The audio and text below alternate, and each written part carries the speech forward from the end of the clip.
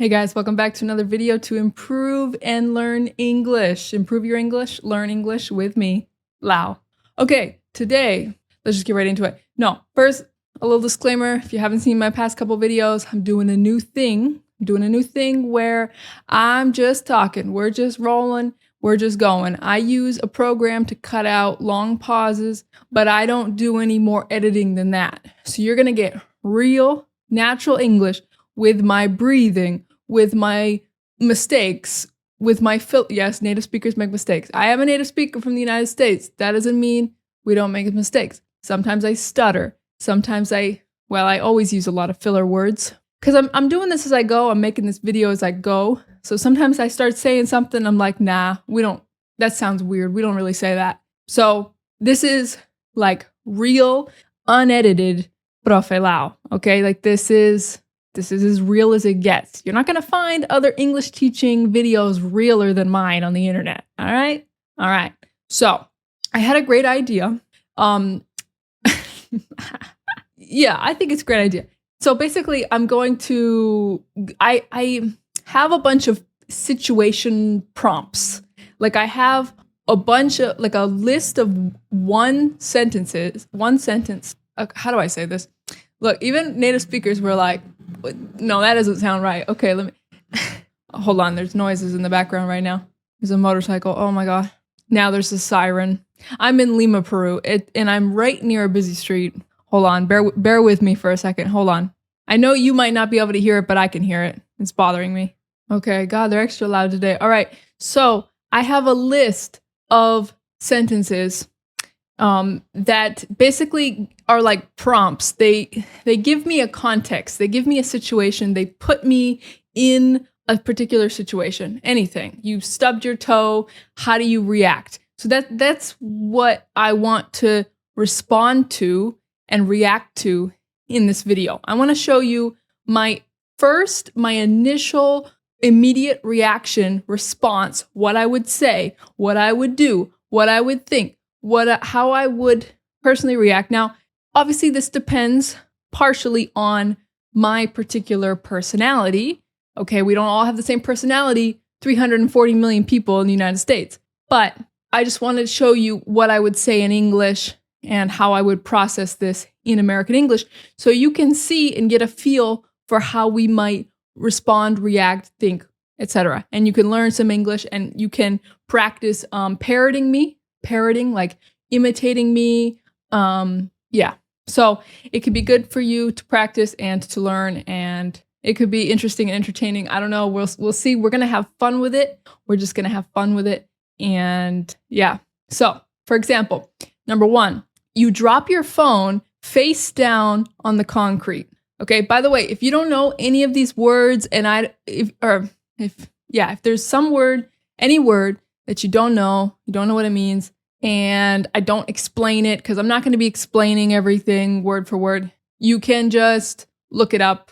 I'm also not going to be putting subtitles or putting text on the screen. So if you don't know what I'm saying, just put on the captions and you can read what I'm saying. Okay. There's no shame in that. There's nothing wrong with that. That's very useful. That's a good tool to help you learn, to help you study. Okay. All right. So you drop your phone face down on the concrete. So face down. So this would be the face of the phone. So face down on the concrete. You drop it and it lands on the concrete like that. So probably my initial reaction would be like, oh, like, you know, like a lot of our reactions are just universal sounds, things that doesn't matter what language you speak, what culture you have, you're probably going to make these sounds too. So a lot of my reactions are like just sounds, not English words. But then I would probably say like, please don't break, don't crack the screen. Oh, is it okay? Yeah, we're good. It still works. It turns on. Okay, the screen's not cracked. It's not broken. Okay. Geez, these things. My phone is like indestructible. I never break my phone. Some people break their phone all the time. I never break mine. I drop it occasionally, not a lot. But dropping it face down is okay because it has this screen.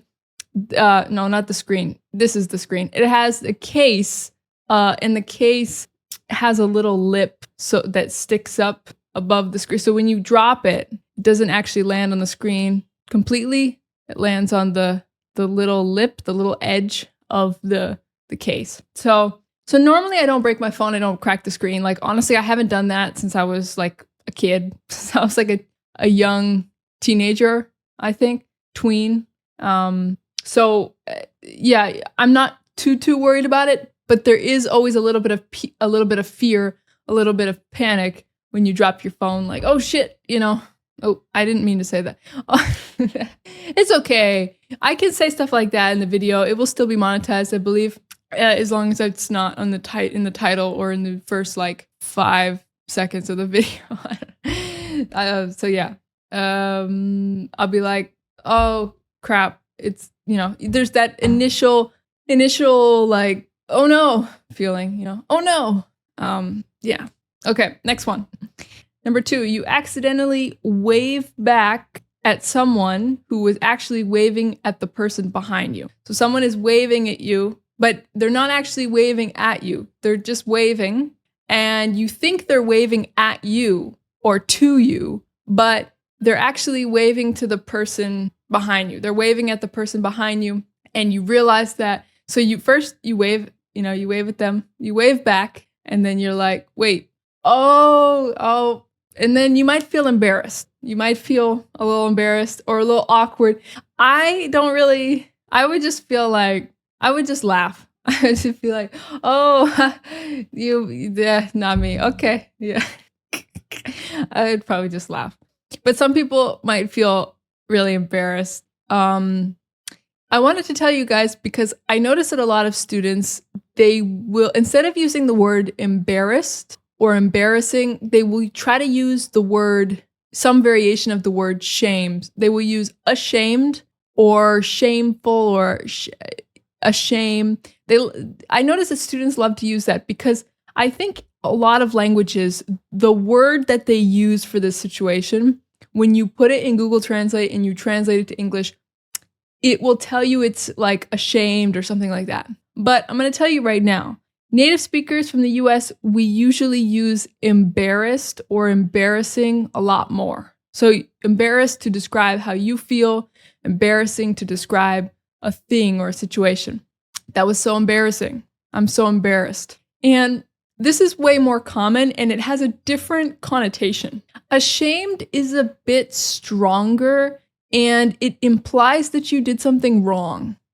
Whereas in the case where like somebody is waving and you think they're waving at you, but they weren't, that isn't like something you did wrong. You didn't do anything bad, right? You didn't do anything bad. It was like a simple mistake that wasn't a bad thing. It's just like one of those little things that happens. It's not a bad thing. You didn't do it. You didn't do anything wrong. You didn't do anything bad.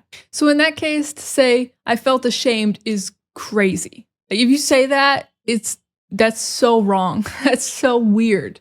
Because you should feel ashamed if you actually do something bad, Like if you do something that hurts somebody else. If you do something that really, really negatively impacts someone else, that is when you should feel ashamed, or especially if you did it intentionally. Yeah, you should be ashamed of yourself. That's very strong, very harsh. Yeah, shame is actually like, I don't know, it's a big part of certain cultures. It's a big part of our ancestors' culture. A lot of us, probably most of the world, honestly, comes from cultures where there was a lot more shame in the past. Some of us are trying to work on that, like improve that situation, because we shouldn't be shaming children for things, like that leads to problems in their development and unnecessary trauma and thinking badly about themselves and whatever. So shame can be very problematic. It's good if an adult really does something bad and they should feel ashamed for it, like they should face the consequence of it and have to deal with that. Then it can be good. It can hold people accountable. But generally, like for the most part, we probably shouldn't be shaming people, especially like children and stuff. So what I'm trying to say is that this is a very intense concept of shame, of feeling shame. So we don't use it very often, okay? So when you're talking about just situations where you feel a little uncomfortable, a little awkward, you know, like someone was waving and they were waving at the person behind you and you know, that's embarrassing, right? If you walk outside with, you know, I don't know, you forgot to put your pants on or something, that's embarrassing. Like for most things, we just say it's embarrassing or I'm embarrassed. Okay. So those are very important those are very important words in American English. If you're not using those words, embarrassed, embarrassing, you should be using them because they're very common. You could pretty much throw shame in the trash. There are some exceptions.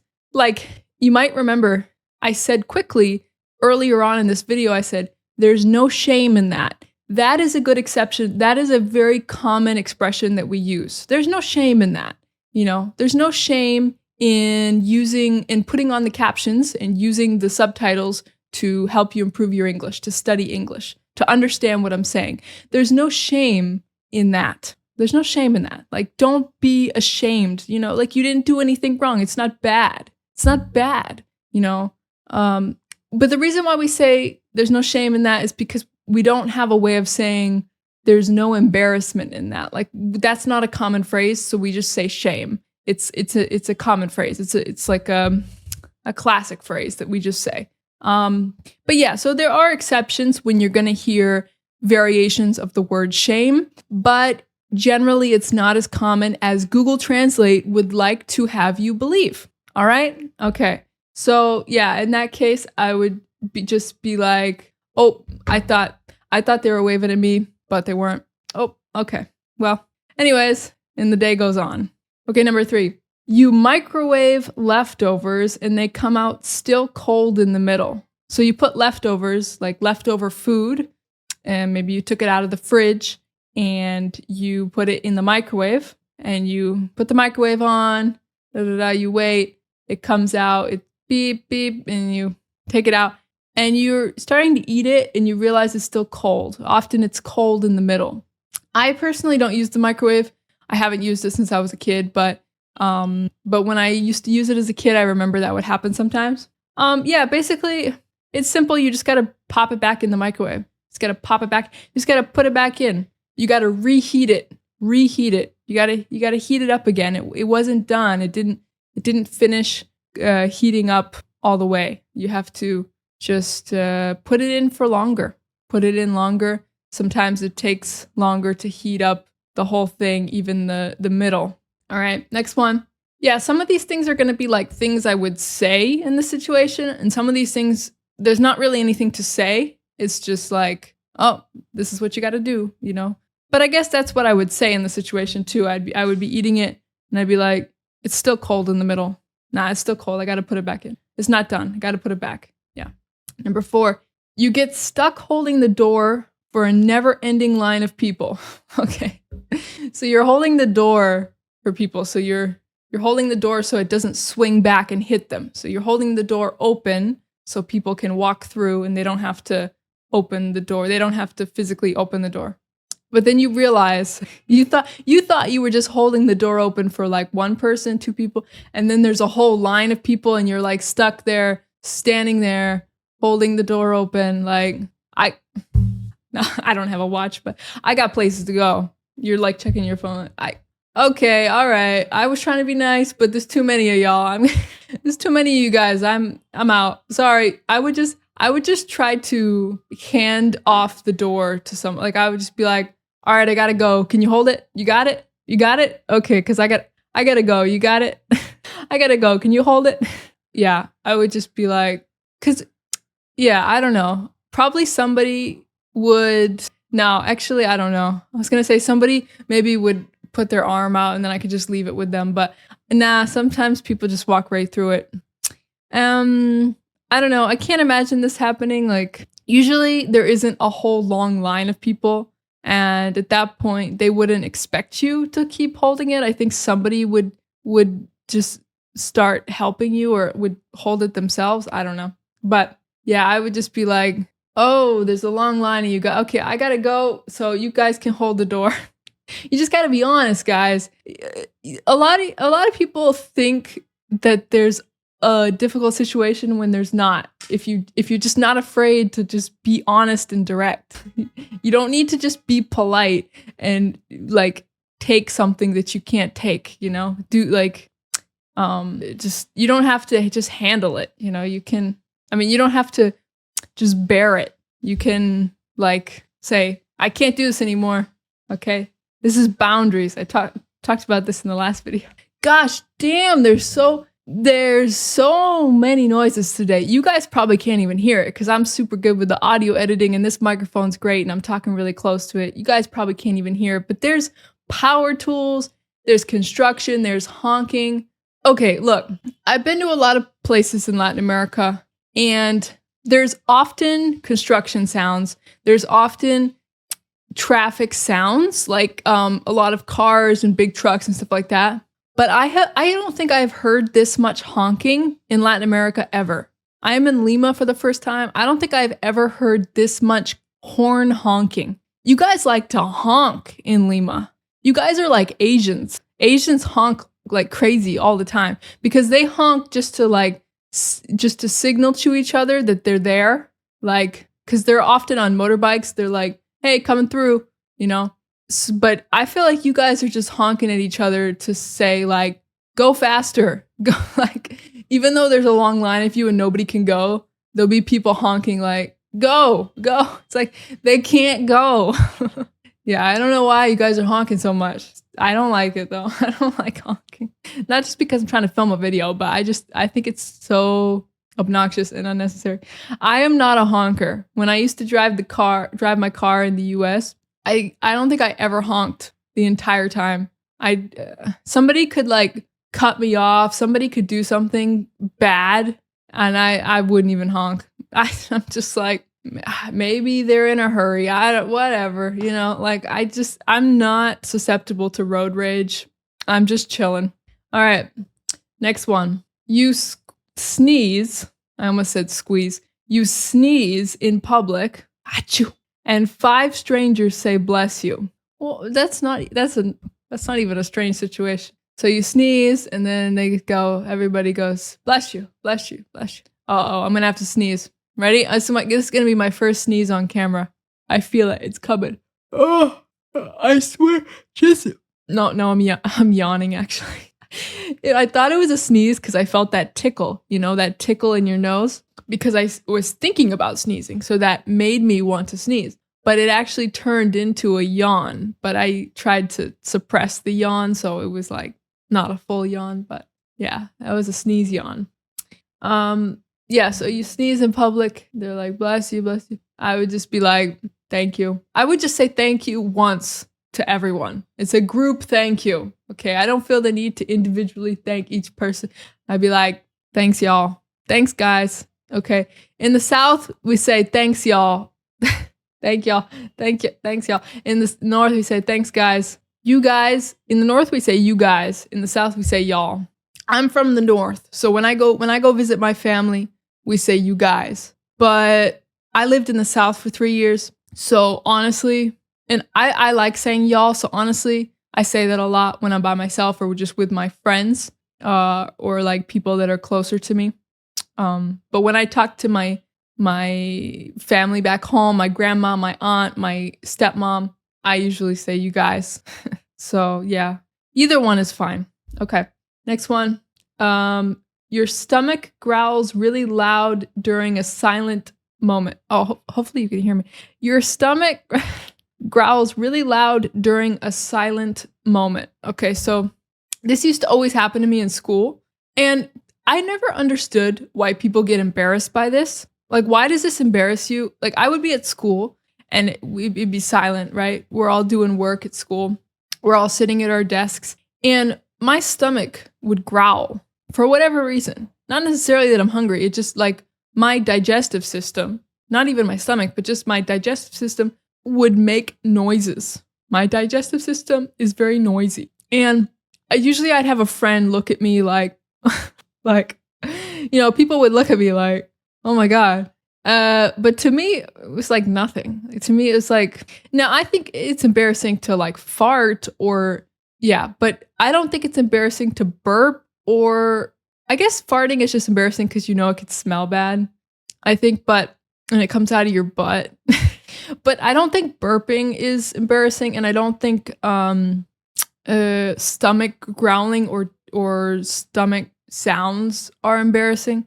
I think it's funny. I just think it's funny. I just be like, oh, and often usually happens when I'm not even hungry. It's just like digestion. So in that case, I probably wouldn't say anything. I'd just be like, I probably would just laugh. Okay.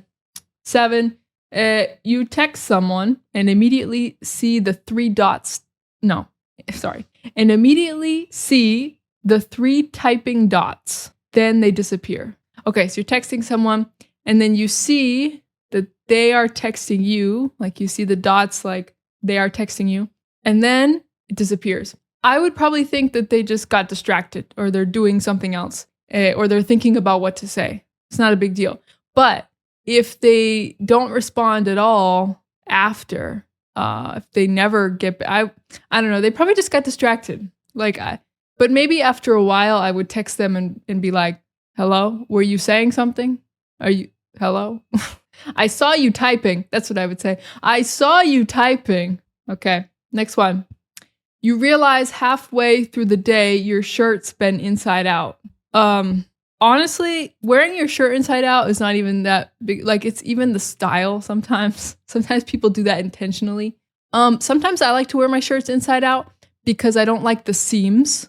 So the seams are, you probably can't see because this is black, but it's where the fabric is sewn together. And it usually it makes like a raised thing that sticks up. And so sometimes it's uncomfortable. So sometimes I like to wear the seams out. Like I like to wear my shirts inside out so that I'm feeling the smooth part and not the seam. Basically, so I don't have to feel the seam. So I could just feel the smoothness. So sometimes I wear things inside out for that reason. Or some people do it because like for the style or something. I don't know. I don't think it's a big deal. If my shirt was inside out and I didn't want it to be, I would just be like, oh, my shirt's inside out. Okay, well, I guess I'll go fix that. I'll go change. I'll go put it right side out. I'll go put it right, put it on right. I gotta flip it out, flip it inside out. I don't even know. I gotta fix it.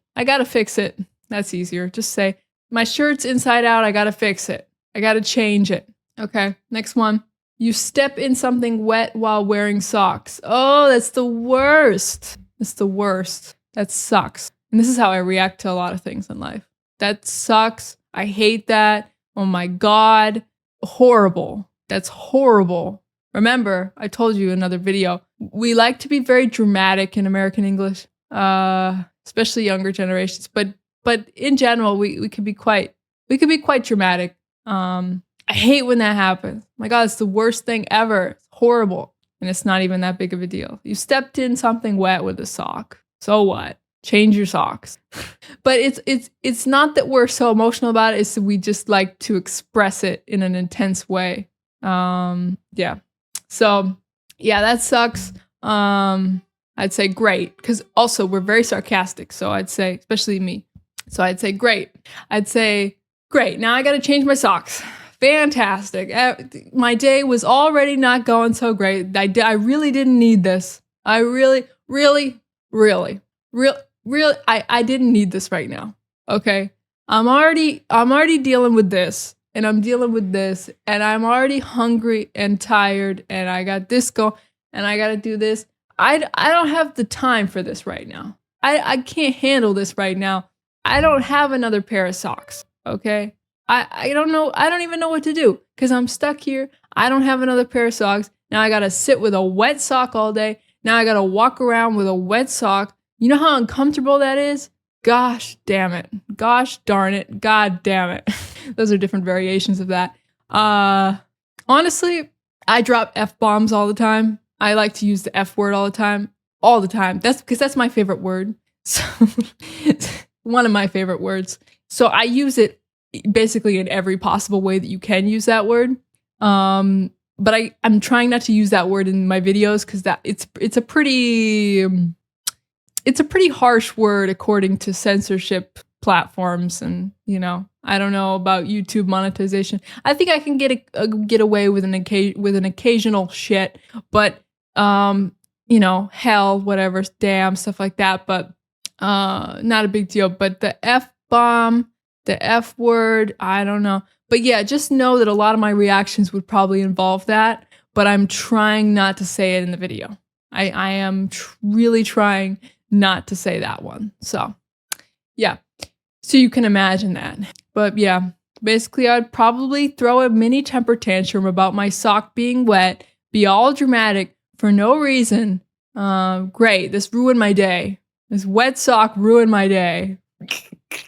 But I'm laughing at myself. While I'm throwing this temper tantrum, I'm like, I'm so ridiculous. Sometimes it just feels good, it just feels good to like throw a temper tantrum as an adult and be like, great. Because I feel like you can't always do that in situations with other people or in like more formal situations. So sometimes it's nice to just go crazy about nothing. Okay, next one.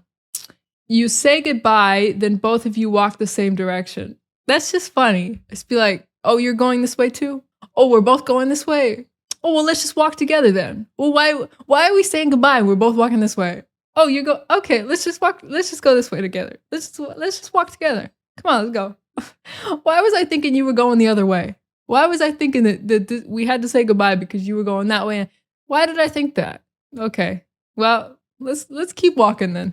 Okay, next one. You realize you've been talking with spinach stuck in your teeth. Ah, my mom was classic at this. She was a professional spinach tooth talker. She always had something green in those teeth. Her teeth were very tight together. She didn't have any gaps. And some of my teeth are like that, but not as much as hers. But sometimes I get greens stuck in my teeth, but not as much. Not as much. I probably don't eat enough greens. I probably need to eat more greens. But yeah, I think she would eat a lot of raw greens too, which can maybe even get stuck even more. Actually, I don't really know. But she used to eat a lot of spinach. My mom was a big spinach girl. I don't eat as much spinach. I should eat more, but anyways, I don't eat as much spinach as I would like to because sometimes I can't find organic spinach, and I really don't want to buy non-organic spinach because I think it's one of the most heavily sprayed. So sometimes I can't find organic spinach, and I'm just like, whatever, I'll just buy broccoli. I'll just buy something else. Yeah.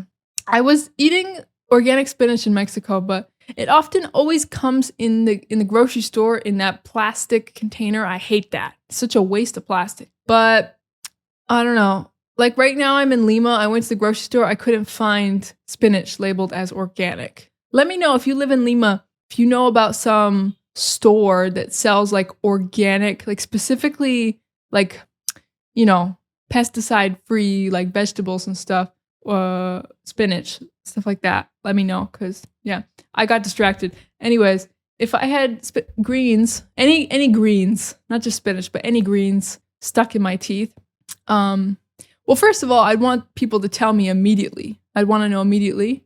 And yeah, I would never be embarrassed by that, because it's something that's totally out of your control. And it's usually from somebody who eats healthy. They're eating their greens. So I think it's just, it's a normal thing. So I would just be like, oh, thanks for telling me. I would take it out.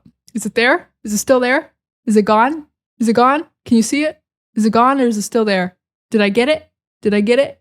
This is how we talk about, like, oh, you got something on your cheek. Oh, you got something. Oh, whatever. We say, is it still there? Is it gone? Is it gone? Did I get it? Did I get it? Is it gone? Is it still there? Okay. Yeah. Very useful. Next one. You bump into someone. Oh, sorry. You bump into someone. You kind of know, but you forgot their name. All right. So you're in the grocery store. And you, oh, sorry. You bump it. And you recognize the person. You know them, but you don't remember their name. Well, you could be honest. You could be like, sorry, I don't remember. I know you, but I don't remember your name. I am bad with names. Usually that's what we say, right? We're like, and it's true. We all are bad at names, but it works in that situation. We're like, I'm horrible at names, but I know you. Or you could just, you don't have to say their name. You could just be like, hi, nice to see you. Hey, I know you. Nice to see you. How you doing? And if you remember things about them, then you could be like, how are the kids? How's your wife? How's your kids? How are your kids? How's your dog? I don't know. You can if you know them but you don't remember anything about them, well, you're pretty much screwed at that point. You're like, yeah, I kind of know you, but I don't. It's okay. You don't have to remember stuff about people. Okay, don't put pressure on yourself. We meet so many people. We come into the sirens are going wild. Hold on a minute.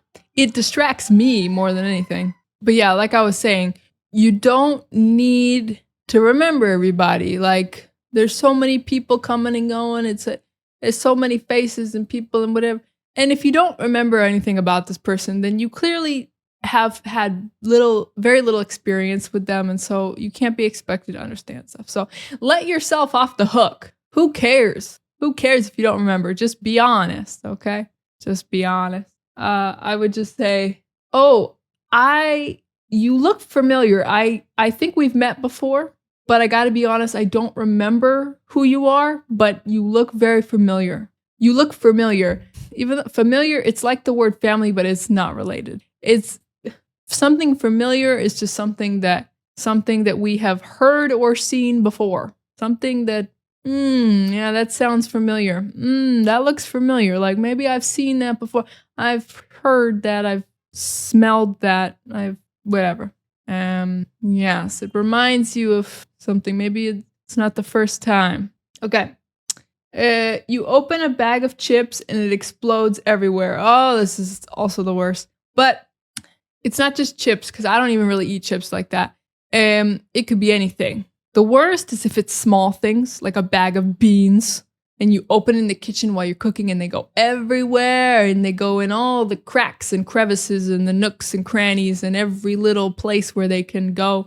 They're on the floor. They're everywhere. You don't even know where they are. You lost some beans. Or even worse, if it's like rice or something. Oh my God, that would ruin my day. That would probably ruin my day.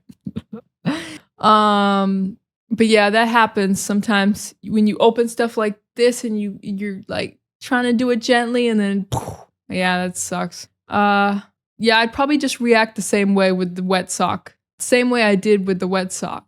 Like, really? Why me? Oh, I really don't need this right now. Yeah, this is really putting a damper on my day. This is really okay, you got the idea. Okay, another waving one. You wave at someone, but they don't see you. Okay. Yeah, this happens. You're waving and they just don't see you. They're looking around. It's okay. They didn't see you. It happens. If you know their name, you gotta yell it. Roger! I don't know, but yeah, you gotta go like this. But yeah, sometimes they don't see you. Sometimes you just have to go up to them. You just gotta get up and go up to them. He can't see me. She can't see me. She can't see me. I gotta go say hi. I gotta go talk to her because she can't. I'm waving, but she's not seeing me. She can't see. You're stuck behind someone paying with a giant jar of coins. Okay. So, especially in the US, this is wild to go someplace and play and pay to bring a jar of coins to pay with.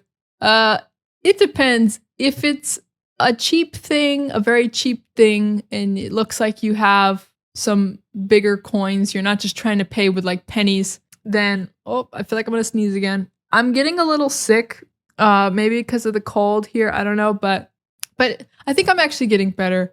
I had a sore throat for a couple days, and then today I have kind of runny nose / sneezing. So I keep getting this tickle, like I'm gonna sneeze, but sometimes it just comes and goes. I just like massage my nose. and it doesn't come. So if you see me doing this, I'm resisting the urge to sneeze. Yeah, so if it looks like it's not going to take too long, I don't mind somebody breaking out their coins, but I'm pretty patient. I'm pretty patient when it comes to waiting for people in public and stuff. Most of the time, I'm not on a tight schedule. I'm not in a rush. I'm fortunate that I have a lot of free time. So most of the time, I'm just chilling. But yeah, obviously, it could be annoying. Well, I would probably just be like, how long is this going to take? Because I'll go to the next register. I can't. Yeah, if it's bad, I would just leave. I'd be like, why did you bring coins? It's taking too long. It's gonna take too long, bro. You gotta go turn those coins into dollars first, into bills, and then come back and pay. Okay, you're holding up the line. If somebody's taking a long time and there's a line behind them trying to pay or trying to do something, we say, you're holding up the line. You're holding up the line. You're holding up the line, guy, buddy. We don't say guy. Well, maybe. I don't really say it. We say, I don't know. Hey, guy. Nah, it's kind of weird. Hey, buddy. Hey, man. Hey, man, you're holding up the line. Yeah, I guess it just depends on the person. People have their different preferences for words they use. I don't really like to use words to like call people. I think it could be a little, I don't know, a little weird sometimes. So I just talk to people. You don't have to, you could speak perfectly normal, respectful, natural American English and never use any words to refer to someone. Like you could just go through your whole life just talking, saying what you want to say in a nice way and never using names. That's something very American English, very English, is that, yeah, in some languages, in some cultures, they're constantly using names for people in public. But sometimes we do, but it's not necessary. And a lot of us don't. So in that case, I would just be like, hey, you're holding up the line. I would just say, hey, you don't got to say, hey, man, hey, whatever, hey, dude. You can just say, hey, you're holding up the line. Yeah. Cause that works for anybody, any gender, any type of person, you don't have to say a name. It's not rude. You just say, hey, how you doing? You're kind of holding up the line. So you're going to wrap it up. How long is this going to take? All right. Next one. You order food and they give you the completely wrong thing. Oh, I would hate this. Oh my God. I would hate this so much. So if I'm opening it up, so I order my food, right? It gets here. I'm opening it. I'm looking at it. I'm realizing this is not what I ordered. I say, this is not what I ordered. Yeah, I did not order this. This is not, yeah. And now remember, this is me alone at my house. Okay. I'm not talking to somebody, because if I was talking to somebody, I would be nicer. Okay. But this is just my reaction when I'm by myself and say, this is not what I ordered. No, yeah, they messed this up. Man, damn it. I was really looking forward to that. Blah, blah, blah. I really wanted to eat that. And now they got me this. They gave me this. Like, how could they mess that up? Like, what the hell? This is so annoying. Like, I don't even want to eat this. And I'm super hungry right now. And I don't even want to eat this. And like, yeah, I can go on the app. And I can say that they gave me the wrong food and I can get my money back. And that's fine. But right now, in this moment, I'm hangry. I'm hungry plus angry. I'm hangry. And I am really upset and disappointed because I really wanted to eat that food that I ordered. And it's not that. Okay. Now, before you think I'm being an asshole, remember, like I said, this is not me talking to someone. This is my personal, private reaction. And 2, I am hangry. And when you're hangry, you can be a bitch, okay? I'm not talking about women. I'm talking about people in general. I've watched men be hangry and be assholes and be bitches. So, yeah, it's just about being super hungry and your brain doesn't think straight and you get mad, so mad. Okay. Yeah. So also, I don't do well with disappointment. When I get my hopes up for something, when I'm really looking forward to something, in this case, I'm really looking forward to eating something specific, and then it's not that, I'm like, this is not what I expected. And yeah, and it's when it's hunger related, when it's food related, it's doubly painful. Like it's even worse. So that's how I would react, honestly, by myself. But if I was able, usually you're not able to talk to the restaurant unless you call them up. You just have to go on the app and try to get your money back. But if I was talking to you know what? I realized I interpreted this ordering food thing as getting delivery. I interpreted this whole thing as like if I order delivery and it arrives, I should have said that at the beginning. Maybe I'll put some text in at the beginning. Anyways, that's what I thought when I saw order, but it could be also ordering in a restaurant. And in that case, you would probably notice pretty quickly when they serve you the food that this is not what you ordered. And in that case, I would be less angry because you're at the restaurant and they can just go change it and you can get what you wanted. It's even worse if you order delivery and they give you something wrong, because then you can't just switch it that easily. You can't just swap it and get a new one or get a different one. So if I was at the restaurant, I would just be like, so I ordered and I would say the other thing. So I would say, excuse me, I actually ordered the blah, blah, blah. This looks like something else. And they would probably be like, oh, okay, yeah, I'm sorry, but I'll fix that for you, you know. And then I'd be like, okay, thank you. And then at the table I'd be like, all right, just gotta wait a little bit longer. It's all right. You know. Yeah, it's better if that happens at a restaurant. It's horrible if that happens when you're ordering delivery, because what are you going to do? Order again? It takes so long to get to your house, you know? So yeah. So my reaction would probably be a lot stronger if it was delivery. Okay, next one. You sneeze. Another thing about sneezing. You sneeze in the middle of taking a sip of water. Oh, that's the worst. So you sneeze and then... Well, if you sneeze into the water, if the mucus goes into the water, and you just got to get rid of that water. You got to dump it out, wash the cup. You got to get a new water. But if you take a sip of water, you put the water down, and then you sneeze, and the water goes out of your mouth or dribbles down onto you or whatever, makes a mess, you just got to clean it up. You got to go, oh, I got to clean that. Got to clean that up. Yeah, sneezing with water, mouthful of water. I don't know if I've ever done that. Have you ever done that? Okay, next one. You trip on the sidewalk, but try to play it cool. So do you guys know what this means? You trip on the sidewalk. You know, so the sidewalk is like the place for people to walk next to the road outside.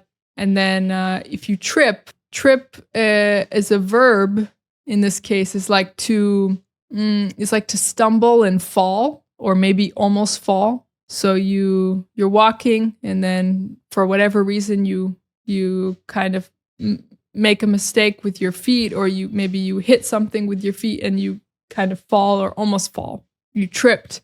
Maybe there was like a rock, or maybe there was something in your way that your foot got caught on and it made you fall. It made you stumble. That's, oh, I tripped, you know. If something is like on the ground, on the floor, if you're inside on the floor, blocking the path in your way and you don't see it, you might trip on it.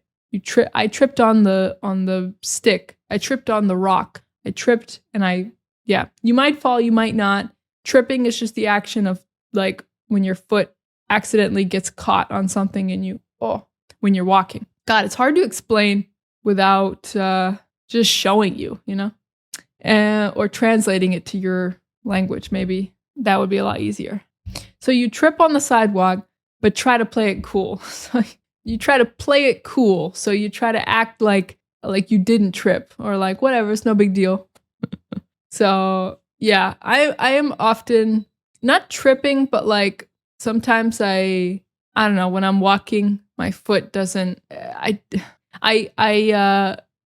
maybe I don't estimate the correct distance between the ground or the sidewalk and my foot. And So, sometimes it changes. Sometimes you're walking on a surface that goes like this.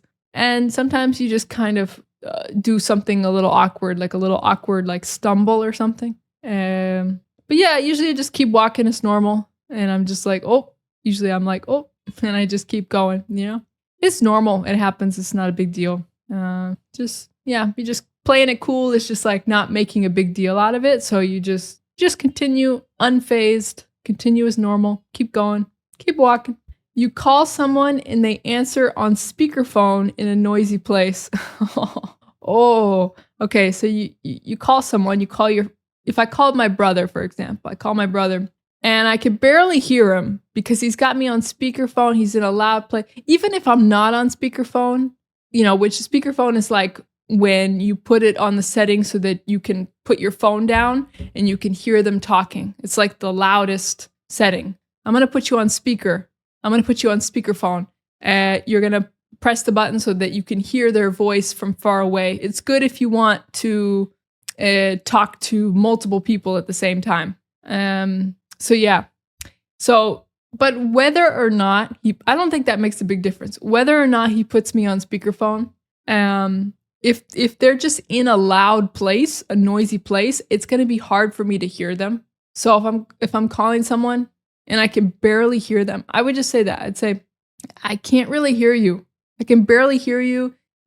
Can you go somewhere else? Because it's really loud. I can't really hear you. It's too loud.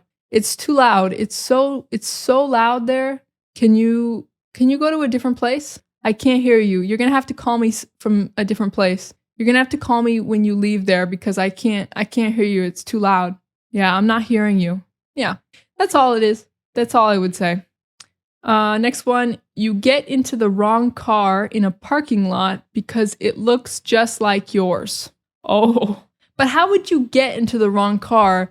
Because wouldn't it be locked? Wouldn't it be locked? I think you would just be trying to get into that car. But the thing is, nowadays, I think people have the unlock with their key that's automatic, the unlocking thing that you hit it and it makes it, and your car will make a noise as it unlocks. So if you don't hear that noise, wouldn't that be your first red flag? And then once you go up close to your car or the car that's not yours and you try to open and you're unlocking it and you realize it won't open, then you have to be like, what's going on? And then you would probably investigate more and be like, is this even my car? Hopefully the siren wouldn't go off for the other car because you're like trying to open it. But you wouldn't be able to get in because it'd be locked. But if it were unlocked and you just got in, I think once you got inside, you'd be like, wait a minute, this isn't my car. Oh my God, I just got in someone else's car. Okay, and then you just probably play it cool. You probably just, okay, never mind. Where's my car? You get out. Okay, looking for my car now. It's one of those like, oh, hurry up, pretend it didn't happen kind of moments. Hurry up before the owner catches me. Yeah, that's that. I don't think that would happen, but anyways. Okay, so I see that I've been filming for about an hour. It'll probably be less for you guys because I'm gonna use the program that cuts out some of the silences, as I said. But yeah, we only got through 20 of them. I got distracted and I talked a lot about different things, but that's good. That's all part of the learning process. You just want to hear English spoken in relation to a lot of different contexts and situations and topics, right? That's what you need. You just need exposure in a language about a variety of topics and situations and stuff like that. That's how you learn a language. So all the little side tangents and things are part of it. That's part of the lesson. So we only got through 20 of them. I had a list of 50. So yeah, I could definitely make more videos like this if you guys like videos like this. I think it's kind of fun and useful. Yeah, because sometimes, like, I would like to know in my languages that I try to improve, like Spanish or Portuguese, I would like to see how people would react or what they would say or what they have to say or think about different situations. Because yeah, I think you can learn a lot from that. Just real everyday life stuff. So yeah, basically I want to conclude this video by telling you I think with the title and the thumbnail, I'm gonna say something very attention grabbing, like, something like how to respond to everything in English, or you'll always know what to say. Obviously, this video is not gonna tell you everything you need to know for any situation. Obviously, it would have to be hours and hours and hours and hours long. I don't know, but obviously that's not it. But the idea that I want to get across to you guys, that I want to communicate to you guys, that I want you to understand, is that you don't need to overcomplicate it. You don't need to have something different to say in every situation. You don't need to try to sound advanced in every situation.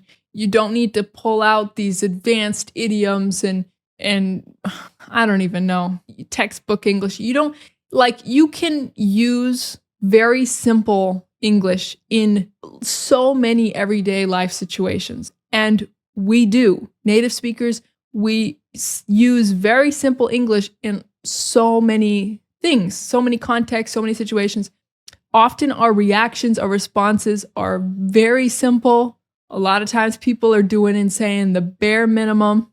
Native speakers don't like to exert a lot of energy. Sometimes I'm in Latin America. Sometimes I meet people who are super chatty and talkative, but sometimes I meet people in Latin America who are just like, I'm just at work. I'm doing and saying the bare minimum. I'm not interested in chatting.